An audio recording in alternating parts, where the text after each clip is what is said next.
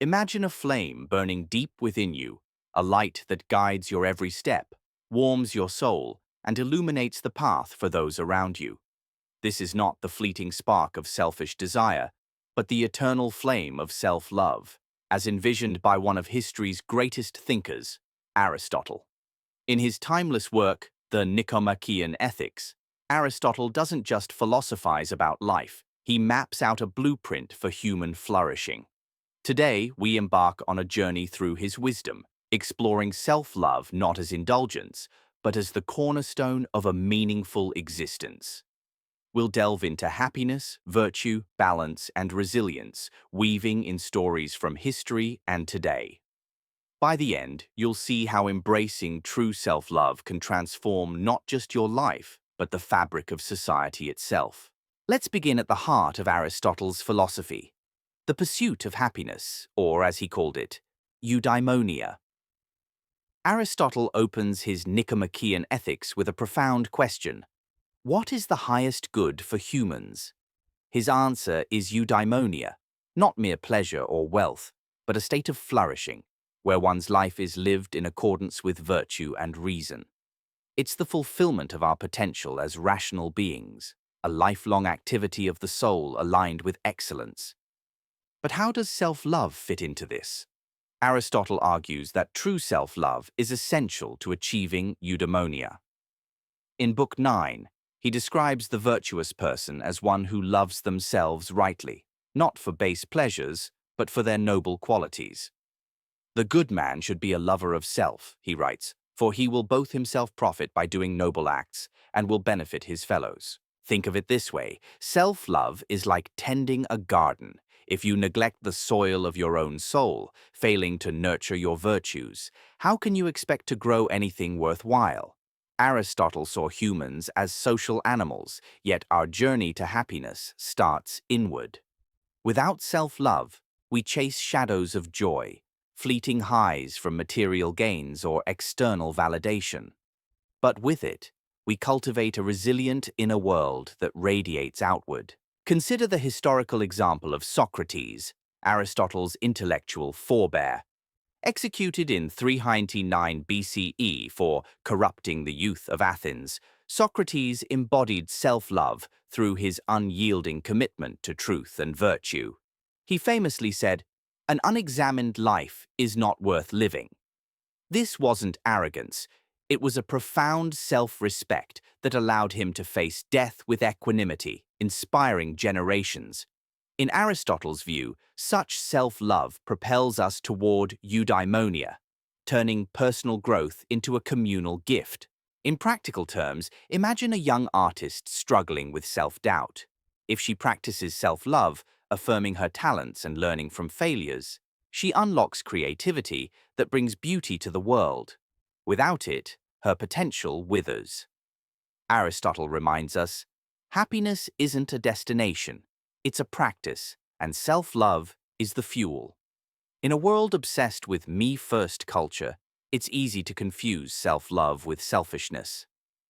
Aristotle anticipates this in Nicomachean Ethics, Book 9, where he contrasts the base self-lover, who pursues sensual pleasures at others' expense, with the virtuous one who seeks what is noble and just. Selfishness, for Aristotle, is the mark of the vicious person, someone enslaved to appetites like gluttony or greed. It's short-sighted, harming both self and society. Virtuous self-love, however, is rational and ethical. It's loving the best part of yourself, your reason and virtue, and acting accordingly. The wicked man, Aristotle notes, is at war with himself, torn by conflicting desires. The virtuous self-lover, in harmony, chooses actions that elevate the soul. Historical references abound. Take King Midas from Greek mythology, whose selfish wish for golden touch led to ruin, starving amid riches, unable to embrace his daughter. Contrast this with Marcus Aurelius, the Roman emperor and Stoic philosopher influenced by Aristotelian ideas. In his Meditations, Aurelius practiced self-love through daily reflection, rejecting imperial excesses for justice and temperance.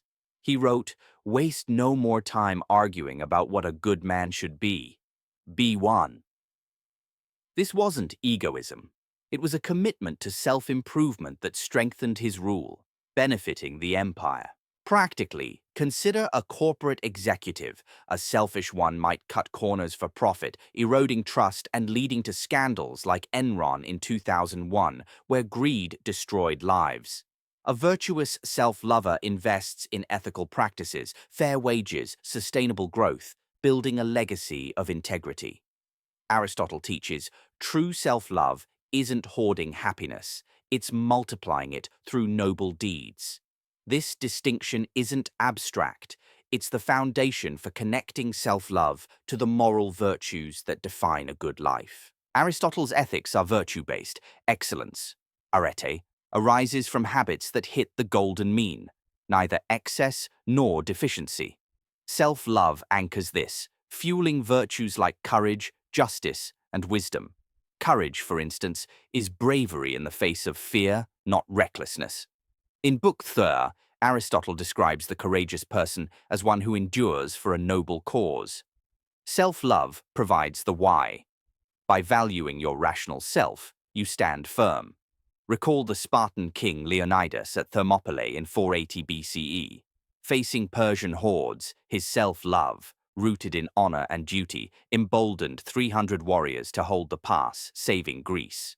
It wasn't suicide, it was virtuous resolve. Justice, the virtue of fairness, demands self-love to avoid self-sacrifice or tyranny.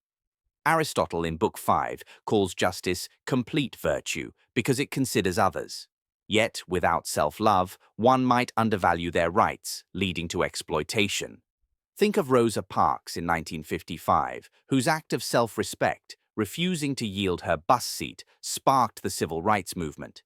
Her self-love, aligned with justice, challenged systemic wrong, proving Aristotle right.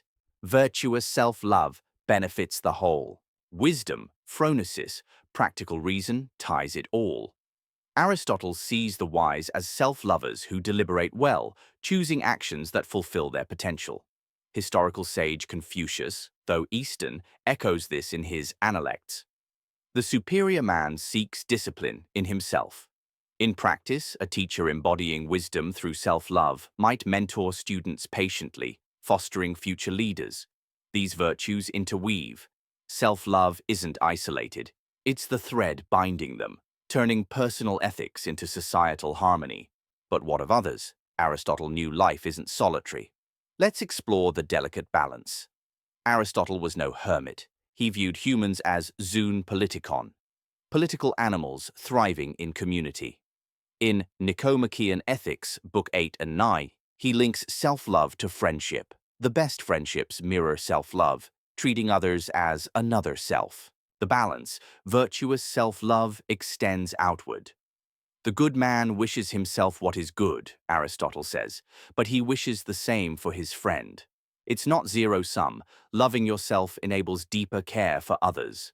Overdo self-focus and you become isolated. Neglect it and you burn out. Historical parallels. Saint Francis of Assisi, in 12th century Italy, balanced self-love with altruism. Renouncing wealth for poverty, he loved his spiritual self enough to serve lepers and animals, founding an order that reformed the church. His joy in simplicity showed self-love fuels compassion. In everyday life, a parent practices this balance. Sacrificing sleep for a child is noble, but chronic neglect leads to resentment. Aristotle advises, nurture your well-being through rest, hobbies, to give from abundance. Modern burnout epidemics highlight the cost of imbalance. Depleted individuals can't sustain relationships. This equilibrium isn't easy. It requires reflection. As we journey deeper, see how self-love builds inner strength. Self-love isn't passive. It's a forge for character. Aristotle ties it to habituation. Through repeated noble acts, we build virtues that breed confidence. Confidence arises from self-trust. In Book 6, Aristotle praises the prudent person who knows their worth. Without self-love, doubt paralyzes. With it, you act boldly. Example, Malala Yousafzai, shot by the Taliban in 2012 for advocating girls' education. Her self-love, valuing her voice and intellect, fueled recovery and a Nobel Prize, inspiring global change. Resilience, Aristotle sees eudaimonia as enduring trials through virtue. Self-love provides the armor, forgiving your flaws, learning from setbacks. Historical figure, Abraham Lincoln, plagued by depression and failures. His self-love, rooted in moral purpose, resiliently led America through civil war, abolishing slavery. Ethical decision-making thrives here. Aristotle's doctrine of the mean requires self-awareness, loving your rational self to weigh options justly. In business, a CEO facing layoffs might choose ethical restructuring over ruthless cuts, preserving dignity.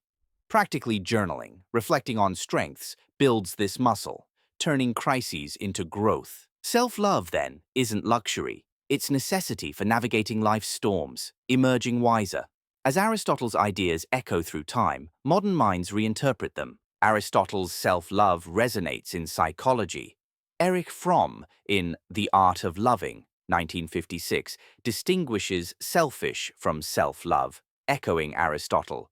Self-love is the basis for love of others. Fromm sees it as affirming one's humanity, countering narcissism. In positive psychology, Martin Seligman builds on eudaimonia with PERMA: positive emotion, engagement, relationships, meaning, achievement. Self-love underpins them. Self-compassion, per Kristin Neff's research, boosts resilience, reducing anxiety. Studies show self-compassionate people recover faster from failure, aligning with Aristotle's virtue ethics. Philosophically, existentialists like Jean-Paul Sartre twist it. In Being and Nothingness, 1943, self-love involves authentic choice amid freedom's angst, yet it circles back to Aristotle, living true to one's essence. Modern therapy, like CBT, teaches self-love through reframing. Challenge negative self-talk, as Aristotle challenged base desires. Example: Oprah Winfrey credits self-love for her rise from poverty, using it to empower millions via media.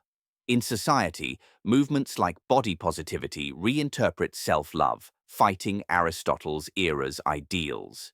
Yet core remains. Ethical self-regard transforms collectives, fostering empathy over division. We've journeyed from Aristotle's Athens to our world, seeing self-love as the flame igniting eudaimonia, distinguishing virtue from vice, weaving morals, balancing relations, forging strength, and evolving in modern thought. This isn't theory, it's invitation. Embrace self-love, reflect daily, act nobly, extend grace. Individuals transform, confident, resilient, ethical. Societies flourish, less conflict, more justice, as self-lovers build bridges. Aristotle whispers, happiness depends upon ourselves. Light your flame, watch the world illuminate.